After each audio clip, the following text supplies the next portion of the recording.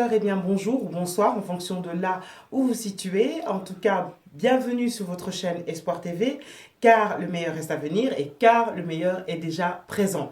Alors nous sommes très heureux de savoir que vous êtes très nombreux, de plus en plus nombreux par-delà le monde à nous suivre. Merci de votre fidélité. Sans vous, nous ne pouvons pas y arriver. Merci parce que vous êtes là. Alors aujourd'hui, j'ai le plaisir d'être à Lausanne encore. Nous sommes avec le bishop Mathieu Gagnan et pour cette émission de vous à moi, nous allons parler de la relation père-fils d'un point de vue spirituel. Pourquoi avoir un père spirituel? Est-ce que c'est important d'en avoir un? Et qu'est-ce que le père peut apporter au fils? Et qu'est-ce que le fils peut également apporter au père? Homme de Dieu, bonjour. Bonjour, Maman Julie. Comment allez-vous? Je vais bien, merci, et vous-même? Ça va par la grâce de Dieu. Alors, on a eu l'occasion de pouvoir déjà tourner 2 émissions ensemble, que le public d'Espoir TV aura l'occasion de voir très prochainement. Nous avons d'abord parlé un peu de la vision, du message et de la mission que le Seigneur vous avait donnée ici en Suisse depuis toutes ces années, mais également auparavant lorsque vous serviez au Congo. Nous avons également eu l'occasion de vous faire un face-à-face avec les jeunes qui ont essayé de poser toutes les questions que les jeunes se posent, mais qui n'ont peut-être pas l'occasion de parler, de poser quand ils sont à l'église. Et sagement, vous avez répondu même aux questions les plus sensibles pour essayer d'aider un jeune. Alors aujourd'hui, moi je vous avais demandé de parler de cette relation père-fils, parce que je sais que vous êtes un fils, mais vous êtes également un père pour plusieurs. Et donc on va essayer de comprendre un peu pourquoi. Qui est le père, quel est son rôle et pourquoi c'est important d'avoir un père. Avant tout, j'aimerais vous demander de vous présenter. Qui est le bishop Mathieu Gagnan? Bon, je l'ai déjà dit à plusieurs reprises que Mathieu Gagnan, c'est un prédicateur de la bonne nouvelle. Je suis marié, père de 3 enfants, que je suis responsable de la mission chrétienne du Léman. Je suis aussi actuellement président de la pastorale congolaise de la Suisse. Je suis membre du bureau européen. J'ai été anciennement responsable de la conférence des églises africaines en Suisse. Ce qui est le plus important, c'est que c'est quelqu'un que Jésus a sauvé et qui continue à persévérer dans la mission que le Seigneur nous a confiée d'annoncer la bonne nouvelle. Alors, merci. En ce qui concerne la relation père-fils d'un point de vue spirituel, donc on entend bien, qu'est-ce qu'on peut dire déjà au départ? Où on est quand vous constatez les grands constats de la relation père-fils spirituel? Est-ce que ça existe encore? Est-ce que cette relation est encore fortement présente dans le milieu chrétien, francophone? Certainement que de toutes les façons, il n'y a personne qui vient au monde sans passer par le père sur le plan biologique. Et lorsque nous parlons dans un langage spirituel, ce n'est qu'on est en train de mimer ou bien de copier quelque part. Donc il y a de la même manière que quand nous venons à la foi, nous venons au monde, nous venons pas au travers d'un père et d'une mère. Le père, c'est lui qui donne la sémence, qui donne la vie. Sur le plan spirituel, j'aimerais spécifier il faut parler sur plusieurs angles. D'abord, le vrai père, sur le plan spirituel, c'est d'abord Dieu, qui est notre père à nous. C'est lui qui nous donne la vie, qui nous donne la vie éternelle, c'est lui qui nous sauve, c'est lui qui est à l'origine de toutes choses.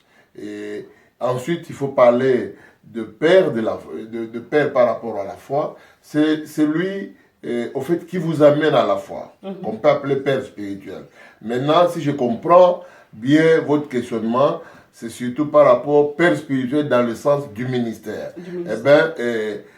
Tout chrétien se convertit au travers de quelqu'un. La personne qui t'amène à la foi, qui t'a apporté le message. Parce que le message de Dieu a été appelé, Luther par exemple a appelé la parole de Dieu, que c'est la sémence de Dieu, la sémence de vie.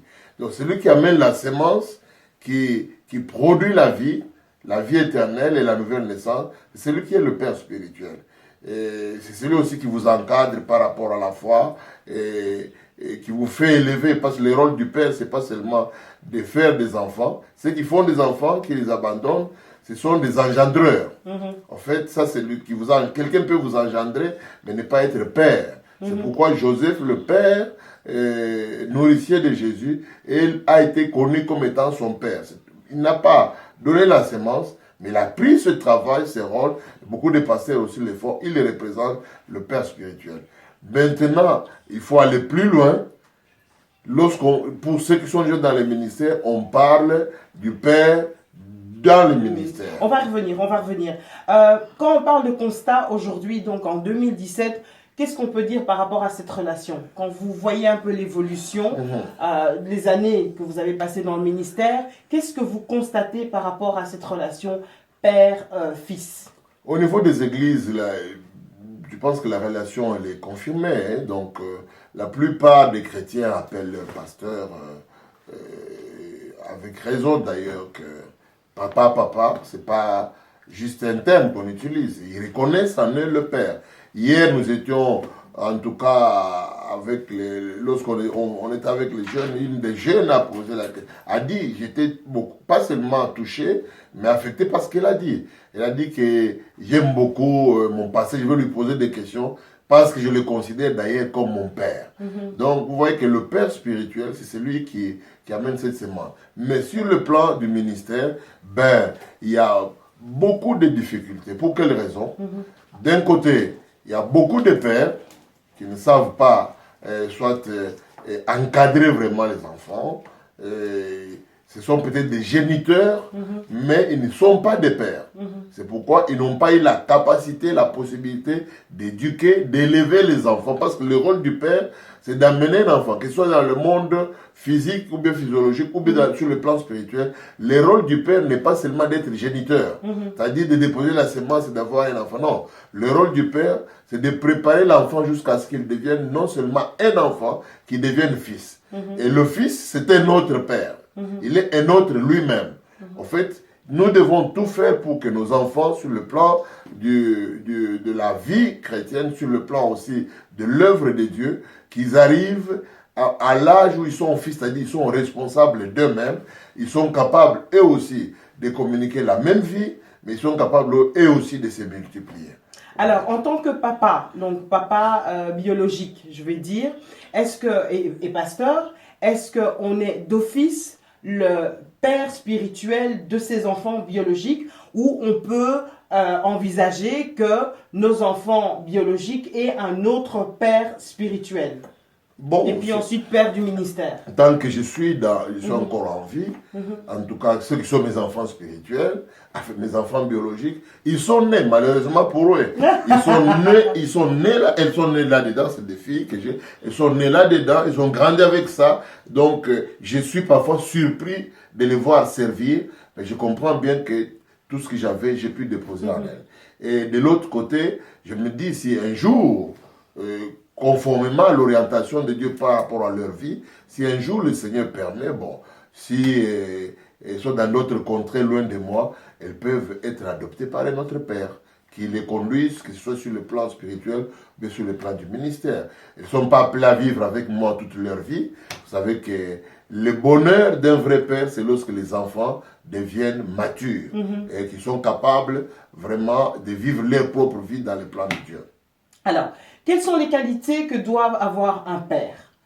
Quelles sont les qualités que doit avoir un bon père spirituel, de manière à ce que justement, la personne, donc le fils, puisse grandir d'une manière mature, mais qu'ensuite il puisse devenir également un bon père? Ok, très bien. Nous parlons, je crains qu'on mélange le père du ministère, parce que tous les fils, tous les enfants qu'on a sur le plan spirituel, d'autres deviennent, je ne sais pas moi, médecins, ingénieurs. C'est leur manière de servir Dieu et de vivre. C'est très important ce que vous dites, et j'aimerais vraiment que vous preniez le temps, autant que vous voulez, de faire bien la nuance, parce que j'ai l'impression que souvent cette nuance, elle n'est pas faite. Donc c'est bien de le préciser. Très bien, donc tous les enfants, chacun a un appel, une vocation, a une destinée aussi avec Dieu. et que tous ne sont pas appelés à entrer dans le ministère. C'est pourquoi j'aime bien séparer. Nous avons tous un père spirituel, mais c'est seulement lorsque nous sommes appelés au ministère qu'il est important qu'on ait un père du ministère, qui peut être celui qui vous a engendré dans la foi, qui vous a encadré dans l'église, mais si vous êtes dans un endroit où bien vous n'en avez plus, vous pouvez en adopter un. Donc, qui soit votre père pour vous coacher, pour vous encadrer et vous pousser très loin. Le rôle d'un père, je commence d'abord sur le plan biologique. Les qualités peut-être les qualités, voilà. Les qualités, c'est un père qui il doit d'abord aimer ses enfants. C'est très, très important, que ce soit sur le plan biologique ou spirituel. On doit aimer nos enfants.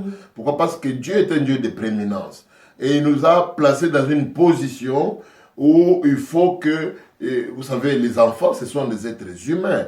Et nous ne savons pas ce qu'ils deviendront. Lorsque Dieu parle à la femme d'Isaac, Rebecca, Dieu lui dit, mais quand elle implore la grâce de Dieu pour savoir pourquoi, qu'est-ce qui se passait dans son ventre, eh bien, Dieu lui dit, en toi il y a des nations. Ça veut dire que les enfants que nous avons peuvent être des nations entières. Ça peut être des royautés, ça peut être vraiment des grandes personnalités dans la vie. Donc c'est important que les enfants que Dieu vous donne, sur le plan biologique ou sur le plan spirituel, la première des choses, d'abord la première qualité, il faut les aimer.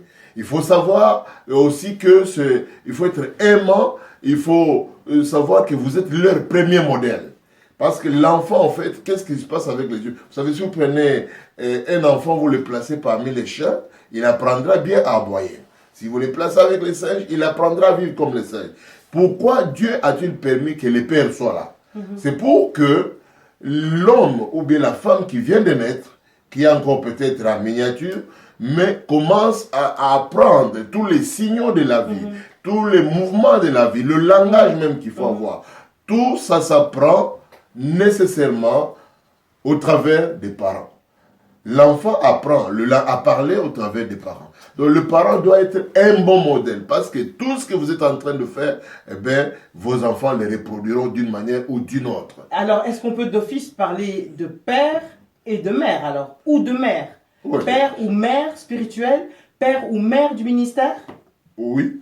On peut appeler, mais c'est des titres. Hein. Je vais aller plus loin pour parler du père, du fils, pour montrer que conformément à la Bible, c'est des titres prophétiques. Et sur le plan humain, on peut parler aussi des mères biologiques.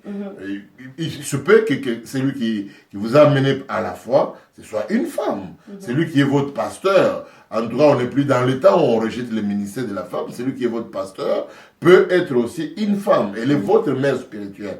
Vous l'appelez mère, mais en réalité, le rôle qu'elle tient, en réalité, c'est un rôle de père. Parce que le père, en Israël, a un rôle très important. Le père, il est, premièrement, il est prophète, il est roi et il est sacrificateur sur ses enfants. C'est ce que vous remarquez. Pourquoi je dis il est roi? C'est-à-dire qu'il gouverne pendant que les enfants sont encore dans votre juridiction. Le père doit savoir comment gérer ses enfants, les éduquer. Le Nouveau Testament nous le dit aussi clairement. Le Nouveau Testament nous dit que pour que quelqu'un aspire au rôle ou bien à la charge d'évêque ou bien des responsabilités, il faut qu'il apprenne à bien éduquer ses propres enfants. Alors quand vous dites il règne, on va peut-être nuancer.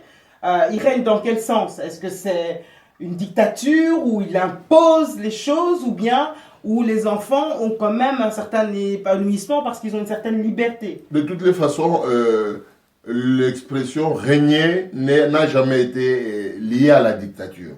Parce qu'on règne sur les sujets qui sont volontairement, qui acceptent votre autorité. Ce n'est pas question de pouvoir, mais c'est plus question d'autorité. Ils acceptent que vous avez de l'autorité sur eux, mais en même temps aussi, il ne s'agit pas quand les enfants sont encore petits, il faut les éduquer, il faut leur montrer le chemin, il faut leur parler, il faut les enseigner, il faut les encourager. C'est quelqu'un qui est en train de grandir pour devenir lui-même.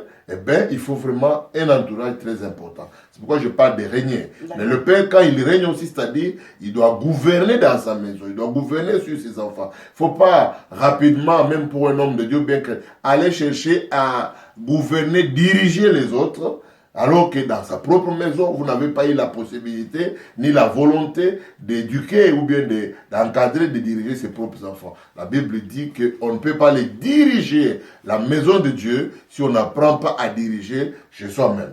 Alors c'est ce que je dis, le roi. Deuxième élément, le père en Israël, il est aussi sacrificateur. Vous souvenez-vous que, c'est-à-dire qu'il doit faire, qu'il y ait un sacrificateur.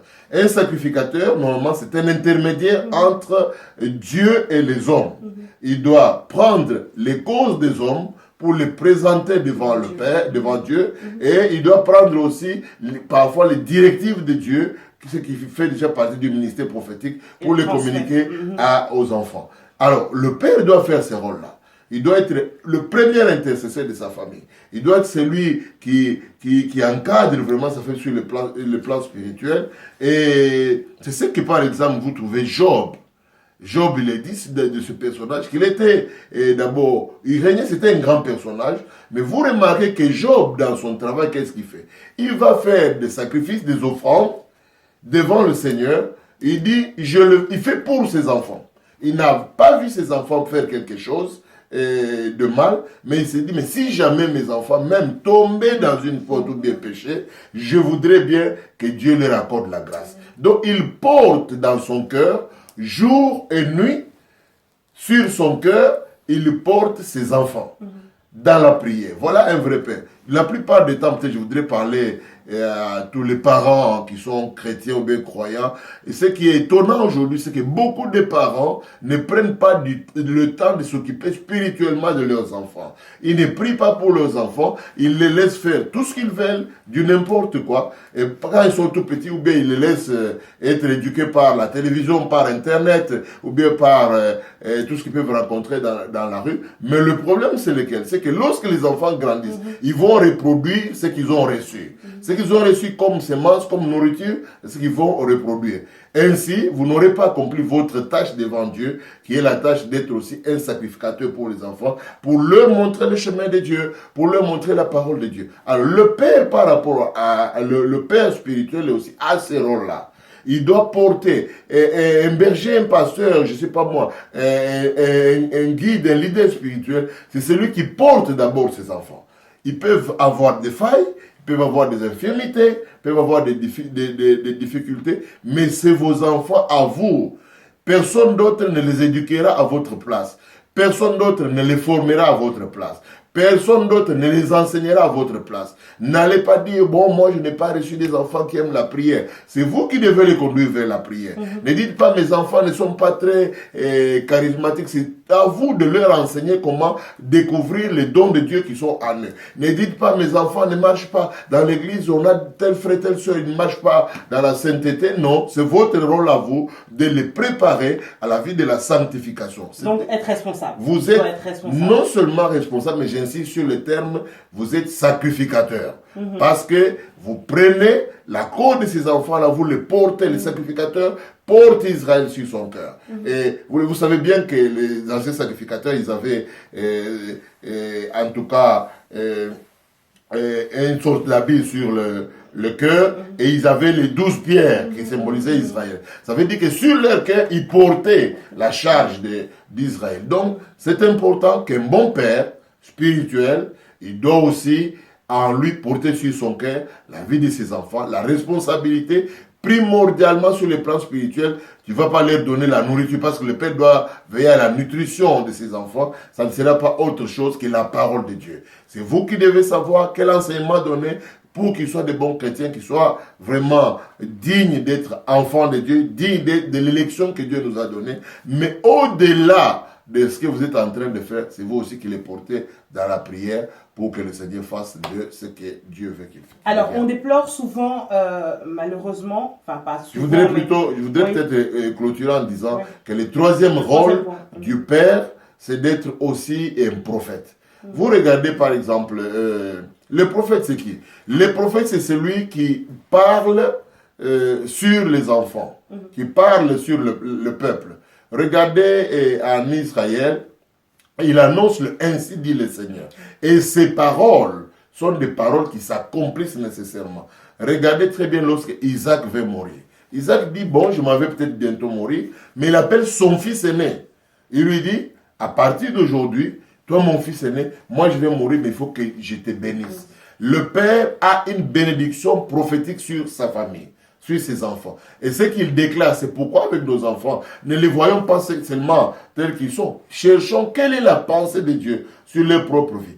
Parlons sur leur propre vie et bénissons-les. Parce que la bénédiction du Père, elle est réelle, elle s'accomplit. Sur le plan spirituel, tout ce que le Père spirituel dit sur ses enfants, il est délivré. Alors on constate malheureusement également qu'il y a des problèmes entre les pères et le fils. Bon, c'est un peu le propos de notre émission.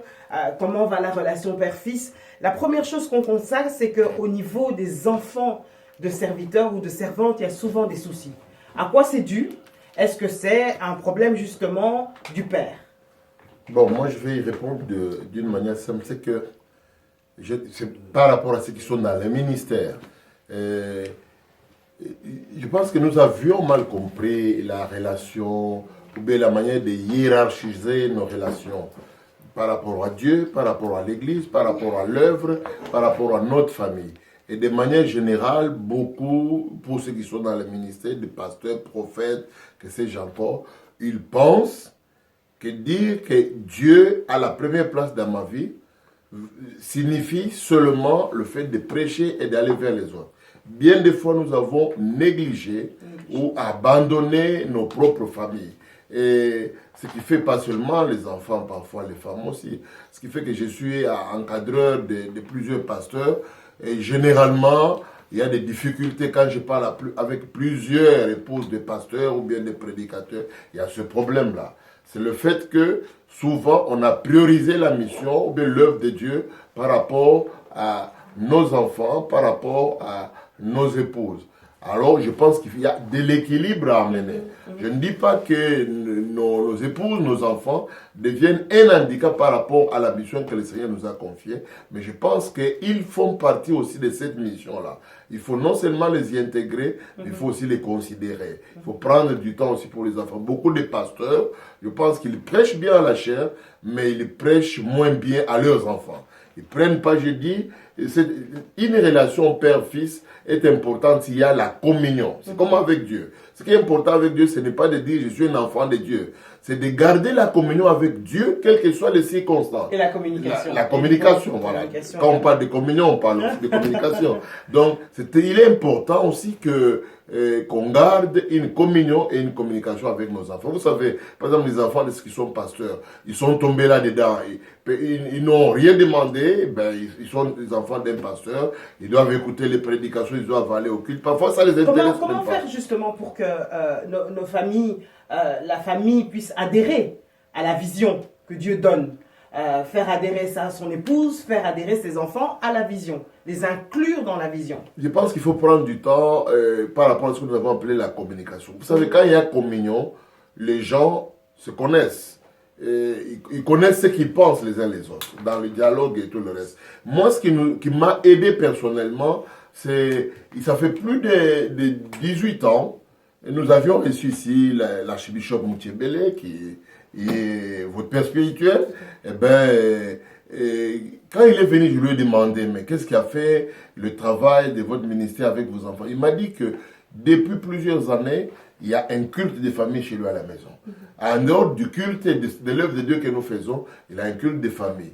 Et puis j'étais très intéressé, donc ça fait aussi depuis plusieurs années que je suis marié, moi, mon épouse et mes enfants, tous les samedis à 10h, il y a culte dans la maison. Donc culte à l'église, mais également un culte à la maison. C'est important. C'est dans le culte à la maison qu'on prend du temps de partager nos pensées, de partager nos idées, de prier ensemble les uns pour les autres, de prier même pour l'œuvre de Dieu, de prier pour la famille. Il faut éduquer les enfants. La prière n'est pas seulement un enseignement, mais c'est un modèle qu'on doit donner. Faites bien attention, dans la formation, ce qui est important, ce n'est pas seulement ce que vous dites aux gens, mais les gens doivent vous voir faire.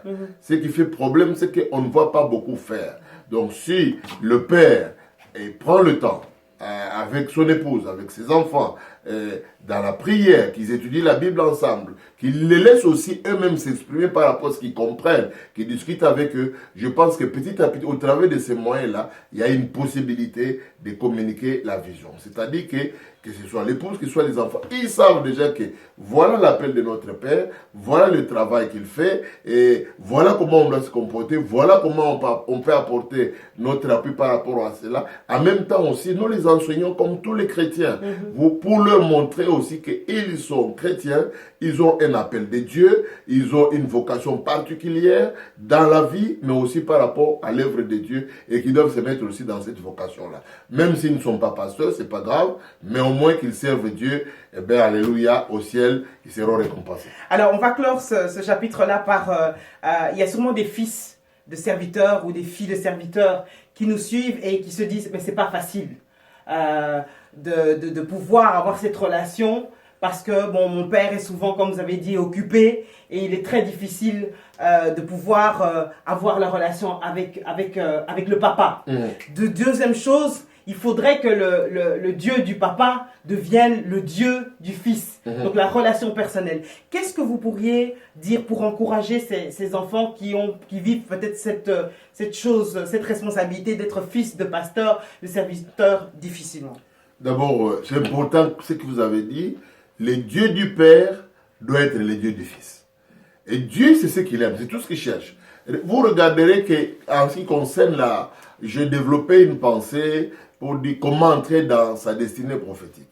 Mais ce qui m'intéresse, c'est la manière dont Dieu se révèle à Abraham, à Isaac et à Jacob. Dieu donne le même message, il donne la même promesse, il donne le même territoire. Mais Dieu veille au fait que dès qu'Abraham est vivant, Dieu va lui parler. Vous allez voir plus loin, lorsque Isaac devient mature, que son père n'est plus, qu'il est tout seul, Dieu va lui parler, lui redonner la même révélation.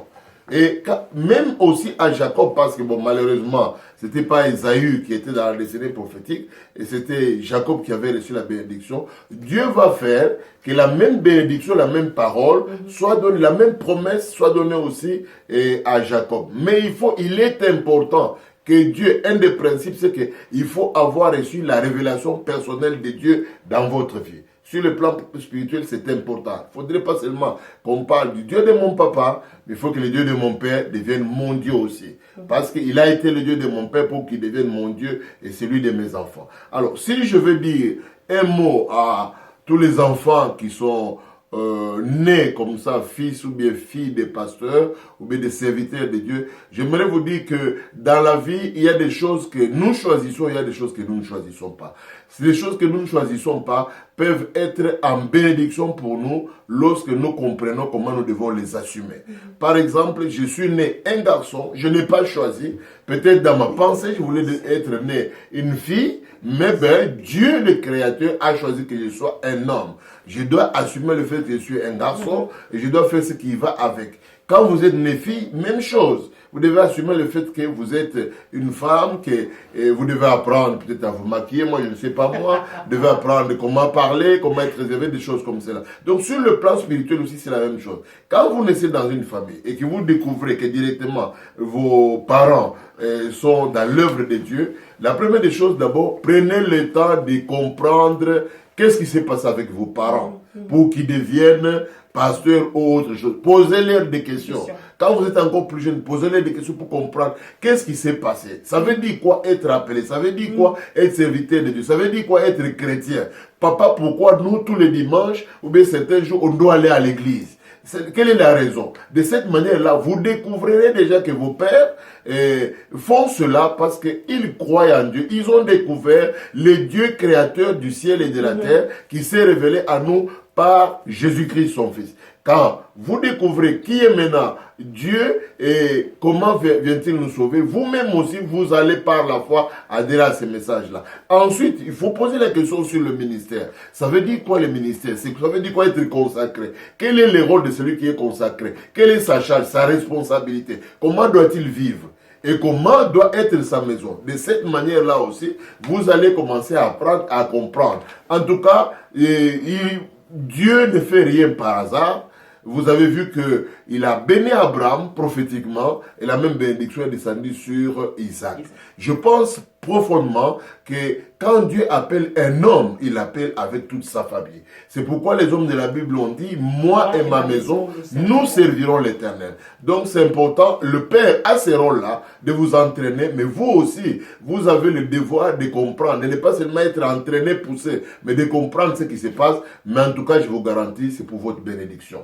Amen. Alors, il nous reste une dizaine de minutes. On va vraiment maintenant se focaliser sur la relation père-fils dans le ministère, parce que c'est là où parfois le bas blesse. Je vais vous prendre deux cas de figure. Je vais prendre le cas de figure du père, malheureusement, qu'on trouve dans certains cas, qui est le père totalement démissionnaire et qui finalement engendre des fils rebelles. Et on a le cas de figure du père qui est un peu trop autoritaire et dictateur, qui engendre finalement des fils qui sont frustrés parce que, ben voilà, on ne les libère pas, on ne leur donne pas la possibilité de s'exprimer et de s'épanouir. Et donc finalement, ils restent, mais ils sont frustrés.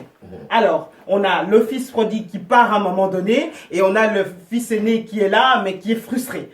Comment on doit gérer tout ça? Parlons un peu de cela, s'il vous plaît. Ce qui est important, je voudrais d'abord dire que dans la pensée de Dieu, ce n'est pas seulement ce que les gens veulent ou de ce qu'ils vivent. Dans la pensée de Dieu, tout père se reproduit. C'est comme nous. Dieu nous a créés, il a fait de nous ses enfants en Jésus-Christ. En réalité, ce que Dieu veut voir en nous, c'est lui-même, c'est sa nature. La Bible dit dans les épîtres de Pierre que nous sommes de la même nature que Dieu. Alors, c'est important aussi, quand on est père spirituel, on doit savoir que tout le travail que nous devons faire, c'est de nous reproduire. Mais ce n'est pas du clonage. La reproduction n'est pas un clonage. La reproduction va produire un autre individu qui arrive à la maturité, qui va sur le plan spirituel, moral, avoir les mêmes compétences, les mêmes capacités. Il va faire les choses que Dieu a destiné qu'il fasse. Cela est en Israël manifesté par ce qu'on appelle l'adoption. Vous savez, en Israël, pourquoi on proclamait la bénédiction prophétique? Pourquoi Isaac dit-il à son fils que je vais m'en aller et je dois te bénir? Il faut que tu m'amènes un plat que j'aime manger pour que je te bénisse, que mon âme soit dans la joie et que je te bénisse. Cette bénédiction-là consiste, c'est ce qu'on appelle l'adoption. L'adoption, c'est un terme aussi prophétique qui veut dire non seulement qu'on accepte l'enfant, qu'il est arrivé à la maturité, mais on l'accepte comme quelqu'un qui peut nous représenter, qui peut continuer. Et en Israël, on proclamait la bénédiction prophétique. Quand on proclamait cette bénédiction-là, le Père devrait aussi montrer à tout le monde que voici un autre moi-même. Il peut continuer ma mission, mais peut être aussi dans ses plans personnels. Alors, laisse-moi finir plutôt. C'est important de savoir que le moment-là est prévu par Dieu. Comme il est prévu par Dieu. D'un côté, maintenant, nous avons la situation des pères qui peuvent être démissionnés. J'ai parlé rapidement ce que doit être le rôle du père. Le rôle du père doit être d'abord d'éduquer ses enfants, de les nourrir, d'être un modèle pour eux, de leur montrer le chemin qui peut les amener à devenir hommes comme lui. Parce qu'ils ne doivent pas éternellement rester dans nos maisons comme des enfants, ils doivent arriver à être des hommes matures.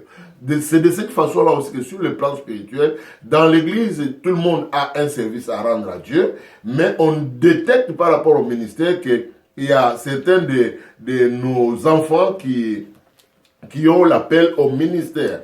Il faut les encadrer parce qu'on encadre chaque enfant conformément à son appel. Il faut l'encadrer, il faut prendre beaucoup du temps avec eux, il faut les instruire, il faut les préparer pour que la chose de Dieu qui est en eux puisse sortir. Maintenant, il y a des fils qui sortent trop rapidement ou bien avec rébellion. Vous savez, le problème du fils prodigue n'était pas qu'il était parti. Le problème, c'est que il me semble qu'il n'était pas prêt à partir.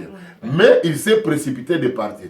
Parti, il a reçu son héritage, mais lorsqu'il était de l'autre côté, il a été incapable de gérer ce que Dieu avait mis en lui et pour lui.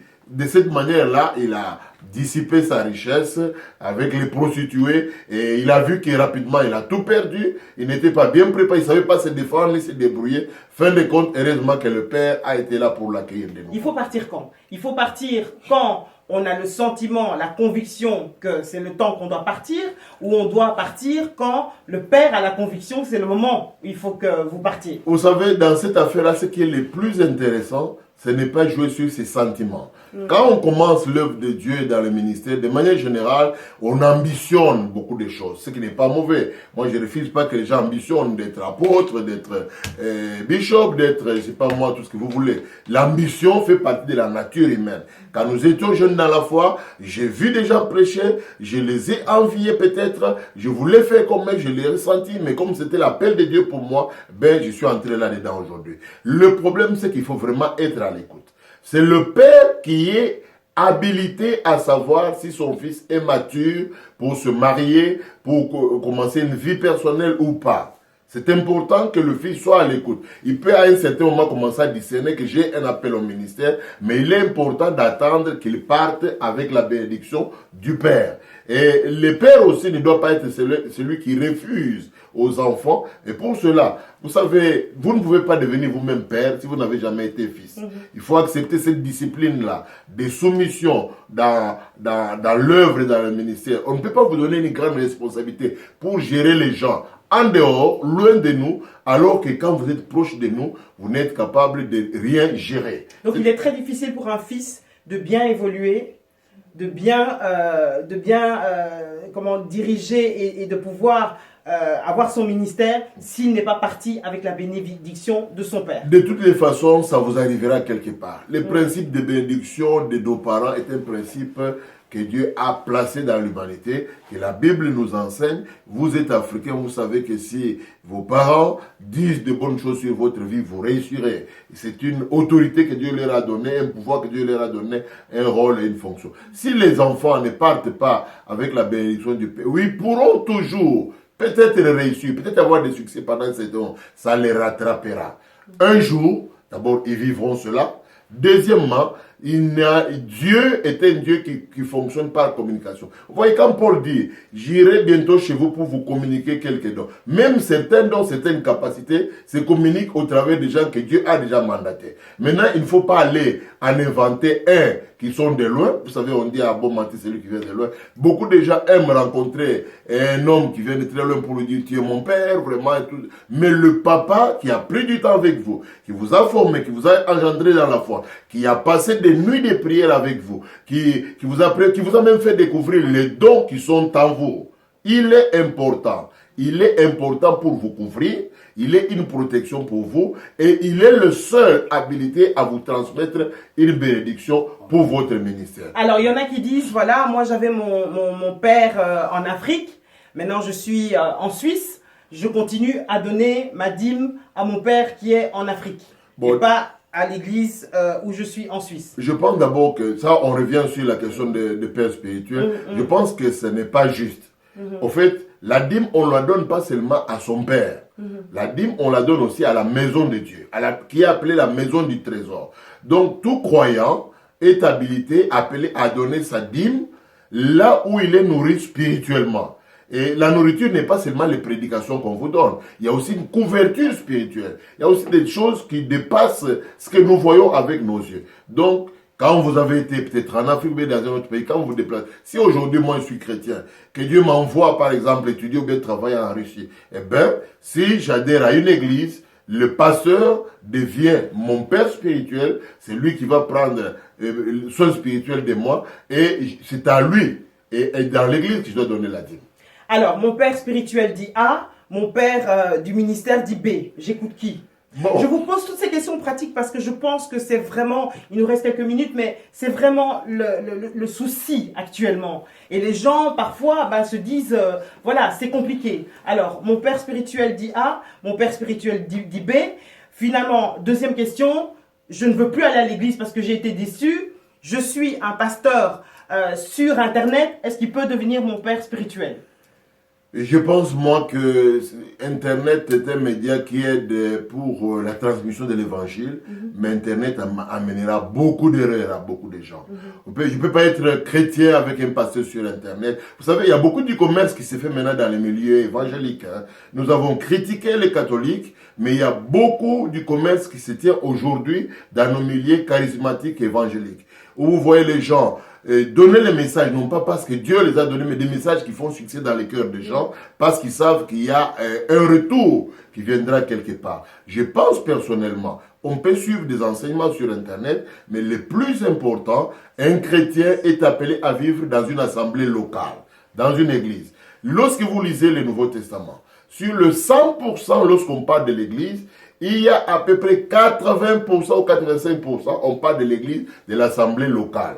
Dieu pouvait bien nous sauver et nous laisser vivre chacun pour soi, mais Dieu a voulu que l'assemblée soit les lieux où nous sommes instruits, soit les lieux où nous vivons la communion fraternelle, parce que tu ne peux pas vivre communion fraternelle avec Internet. Non, la communion fraternelle, c'est aussi parfois du face-à-face avec certains frères, avec certaines sœurs, à qui je peux rendre service, qui peuvent me rendre service. Nous sommes une famille. Dans une église locale, c'est vraiment une famille. Et Dieu est notre Père Céleste, et avec le pasteur, le berger qui représente la figure de Dieu, il est le Père de la famille, et nous tous les responsables, ceux qui n'ont pas de responsables, chacun de nous est un membre de cette famille, et dans une famille, chaque membre est important. Donc on ne peut pas dire que je suis déçu, je reste à la maison, ou bien je suis sur Internet, j'ai un pasteur qui est de loin. Le pasteur là que vous avez sur Internet, la plupart même qui parlent bien sur Internet, laisse-moi vous dire et vous aviser, certains vous ne connaissez ni leur vie,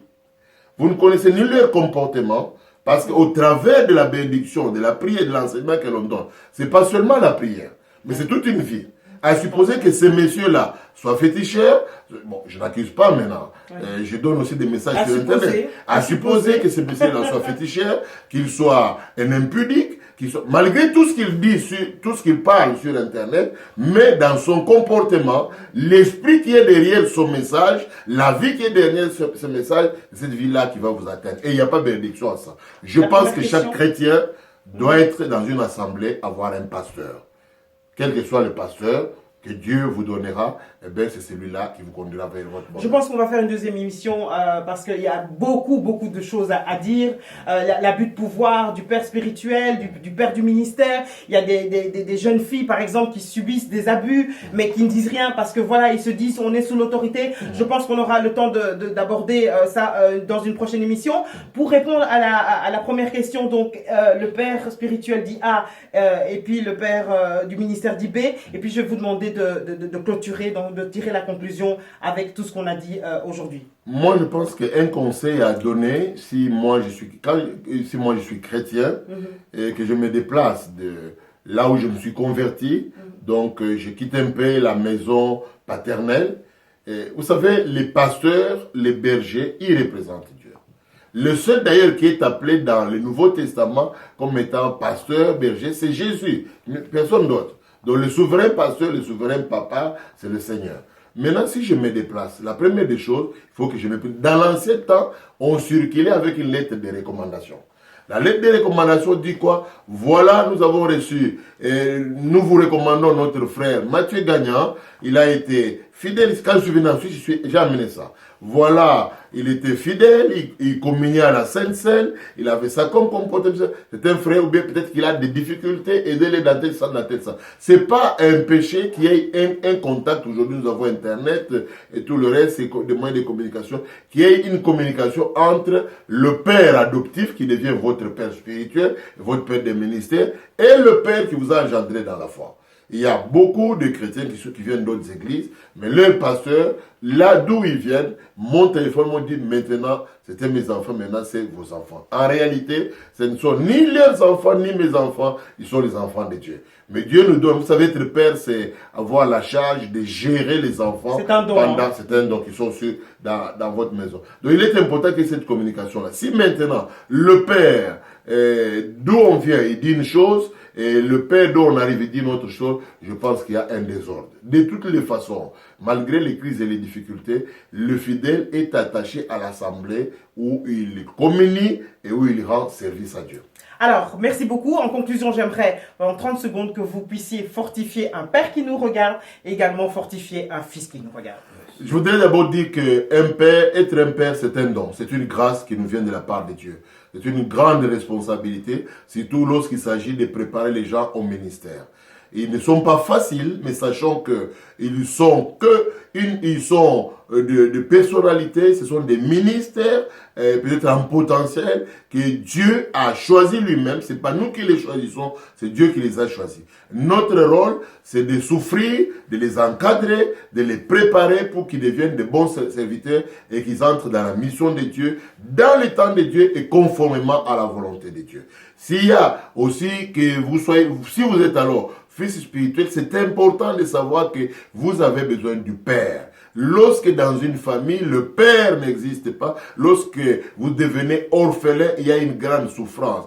Parce que le Père est une couverture spirituelle, une couverture prophétique. Le Père, c'est un encadreur. Certaines choses que vous êtes en train de vivre, le Père les a déjà vécues. Certaines épreuves, le Père est déjà passé par là. Vous savez, il y a un texte qui est intéressant dans le Nouveau Testament, dans Hébreux chapitre 6, je pense, il est dit que Jésus nous a précédés au-delà du voile.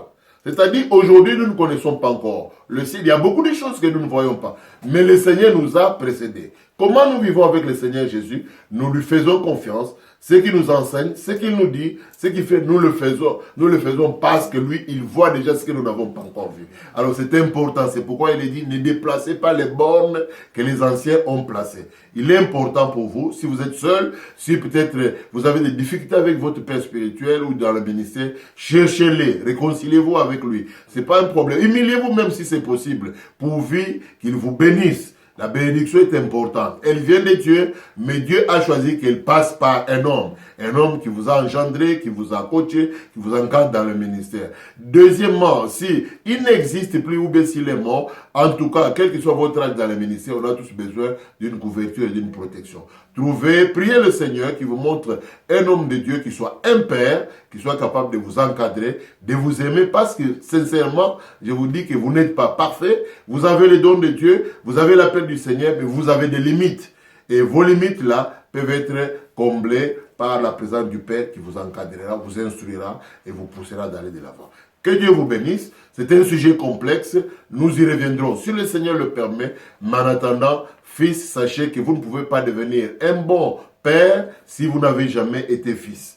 Et père, sachez aussi très bien que si vous êtes père, c'est une grâce que Dieu vous donne, c'est une charge, vous êtes gestionnaire. Maintenant, le Père Céleste vous demande à préparer les fils qu'il a mis à votre disposition pour qu'ils deviennent d'autres pères. Que Dieu vous bénisse en Christ Jésus. Merci. En tout cas, merci Bishop pour nous avoir éclairci sur ces points. Évidemment, il y a beaucoup de choses à dire. On aura l'occasion de pouvoir faire une suite pour poser les autres questions. En tout cas, merci de nous avoir éclairés.